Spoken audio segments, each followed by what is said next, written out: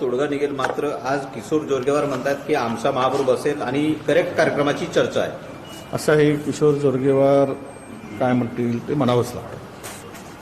परंतु सत्य परिस्थिती अशी आहे की किशोर जोरगेवारांच्याकडे महापौर होण्यासाठी ज्या लोकांची मदत ते घेऊ पाहत आहेत ते उभटांचे आहेत, ते काही शिंदे साहेबांचे नाही. काँग्रेसचा एक गट आमच्या त्यामुळे ते मग हवेत ते तोंडाच्या वाफा काढत आहेत असं जर म्हणत असेल तर ते तोंडाच्या वाफा आहेत, वाफच काढणं आहे त्याचं. लागतं काय वाफा काढायला? किशोर जोरगेवारांना हे बोलत असताना त्यांच्या जिभेला हाळ नाही हे आता सिद्ध झालं आहे.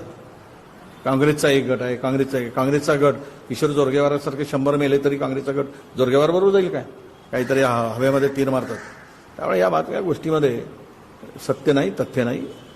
काँग्रेस एकत्र आहे, ठीक आहे. आपसात काही गोष्टी होतात, पदावरून होतात, पण आम्ही त्यावर मार्ग काढण्याचा निर्णय प्रदेशाध्यक्षांनी आम्ही ठरवला आहे आणि ते प्रदेशाध्यक्ष त्या संदर्भात आपला निर्णय जाहीर करणार आहे. शिवसेना युबीटी पक्षाच्या जाहीर समर्थन जर तुम्हाला मिळालं तर मग तुमचा मार्ग निघेल म्हणजे 100% निघेल, 100% निघेल.